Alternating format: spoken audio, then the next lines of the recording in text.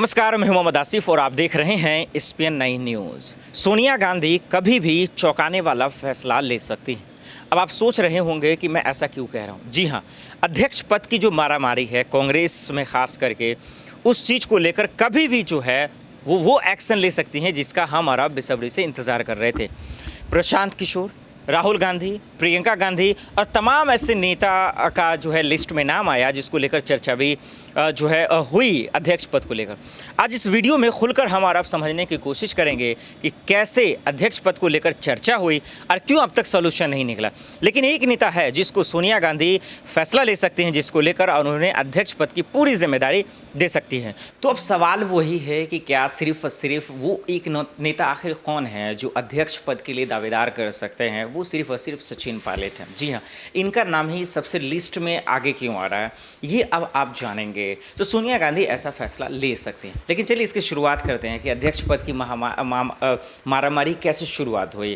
देखिए, दरअसल चुनावी रणनीतिकार जो हमेशा से कहे जाते थे प्रशांत किशोर, उसकी वजह से ही हमेशा घमासान मचा, बवाल मचा, तहलका मचा और कहा गया कि वो कांग्रेस में शामिल हो जाएंगे, अगर होते हैं तो अध्यक्ष पद के लिए दावेदार हो सकते हैं। लेकिन सोनिया गांधी, राहुल गांधी तमाम मीटिंगों के बावजूद, समझने बूझने के बावजूद प्रशांत किशोर के साथ कुछ कंडीशन डाल दिया उन्होंने, और फाइनली उस कंडीशन को प्रशांत किशोर ने ठुकरा दिया और उन्होंने कहा कि सॉरी जो है वो शामिल नहीं होंगे और ऑफर को उन्होंने ठुकरा दिया। फिर बिहार के लिए रवाना हो गए और उन्होंने कहा कि हम अपनी पार्टी का ऐलान करेंगे।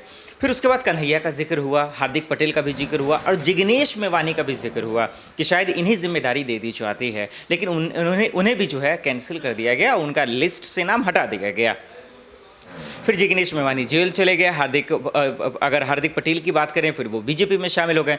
बचे कन्हैया कुमार को लेकर चर्चा हुई, लेकिन जिस तरीके से उन्हें जिम्मेदारियां मिली, जिस तरीके से उन पर काली स्याही फेंकी गई, जिस तरह से उनकी छवि है, उस लिहाज से अभी वो वाकई में अध्यक्ष पद के लिए, प्रेसिडेंट के लिए दावेदार नहीं है। फिर इन सब बीच में एक सबसे जो है उभरता हुआ चेहरा आया और वो चेहरा सोनिया गांधी की नज़र में कब बस गया, राहुल गांधी के दिलों पे कब राज कर गया, प्रियंका गांधी का दिल कब जीत लिया, किसी को पता ही नहीं चला।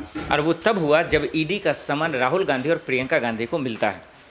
समन मिलने के बाद राहुल गांधी, आप जानते हैं कि ईडी जो है 3 से 4 दिन राहुल गांधी से पूछताछ करती है, लेकिन इसके विरोध में सत्याग्रह चलता है। तमाम कांग्रेसी दिल्ली के जंतर मंतर पर इकट्ठा हो जाते हैं, ईडी के दफ्तर में जाने की कोशिश करते हैं, पूरे देश भर में जो है प्रेस कॉन्फ्रेंस करते हैं और बताते हैं कि आज बीजेपी के इशारे पे कैसे जांच एजेंसियां काम कर रही हैं।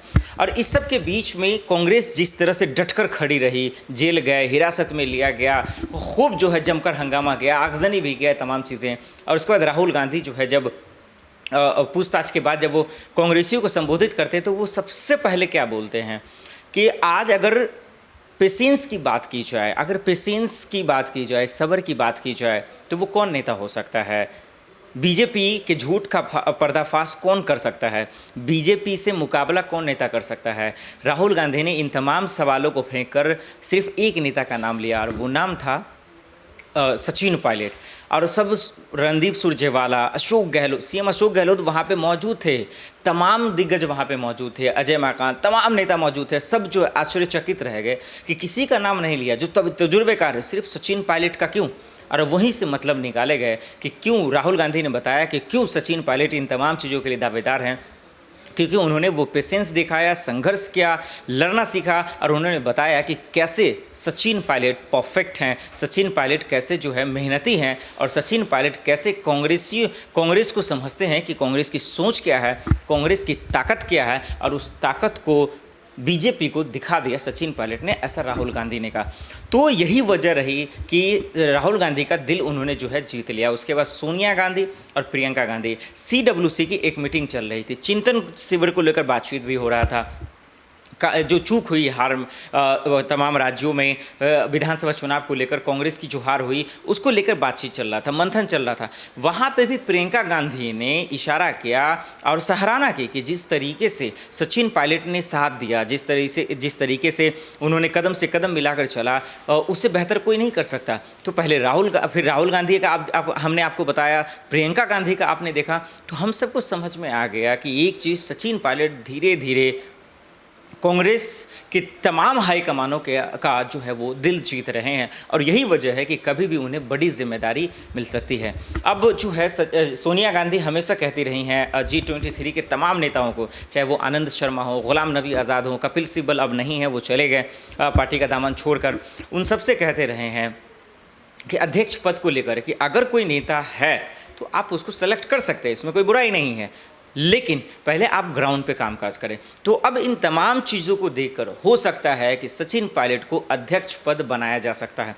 अगर राजस्थान में जो विधानसभा चुनाव होने वाले हैं, अगर अशोक गहलोत सीएम का चेहरा होते हैं तो, क्योंकि अगर वो सीएम का चेहरा नहीं होंगे आगामी चुनाव के लिए तो फिर जो है सचिन पायलट ही सीएम का चेहरा होंगे, और सचिन पायलट होंगे तो फिर अध्यक्ष पद के लिए किसी और को जो है नियुक्त किया जाएगा।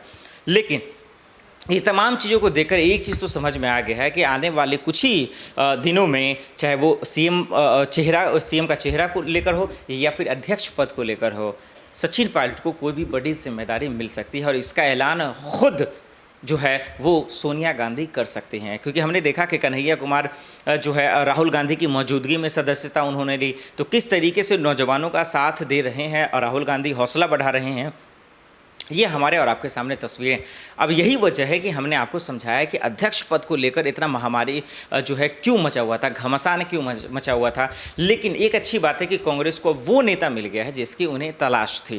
कांग्रेस को वो नेता मिल गया है, युवा नेता, जो वो चाह रहे थे कि इस तरह का नेता हो जो डट कर मुकाबला करे सत्ता पक्ष से, और वो तमाम क्वालिटी सचिन पायलट में है। क्योंकि ईडी को लेकर किस तरीके से उन्होंने जो है झूठ का पर्दाफाश किया, बीजेपी पर हमला किया, ये हमारे और आप सबके सामने है। तो अब देखना यही होगा कि आखिर सोनिया गांधी वो फैसला कब लेंगी जो सचिन पायलट वाकई में इंतज़ार कर रहे हैं। एक चीज़ और आप दर्शकों को बता दूं कि इस बीच में अशोक गहलोत और सचिन पायलट के वोट के बीच में जो है थोड़े नाराज़गी की खबरें शुरू से ही आती रही हैं, अंतर्कलह की बात करती रही हैं। लेकिन इन सब चीज़ों को देखते हुए भी जो आपसी कलह है उसको भूलते हुए राज्यसभा के चुनाव में किस तरह से प्रदर्शन किया, परफॉर्म किया, विधायकों को मनाया, अशोक गहलोत भी और सचिन पायलट भी। तो ये लोग एक जो है टीम को कैसे चलाना है उसको जो है उसकी दावेदारी पेश कर रहे हैं, ये एक अच्छी बात है। और इन्हीं सब चीज़ों को देखते हुए कहीं ना कहीं अब सोनिया गांधी का जो उनका जो रुख है वो अब सचिन पायलट की तरफ जा रहा है। लेकिन अब देखना यही होगा कि आखिर वो जिम्मेदारी कब देंगे जो है सचिन पायलट को।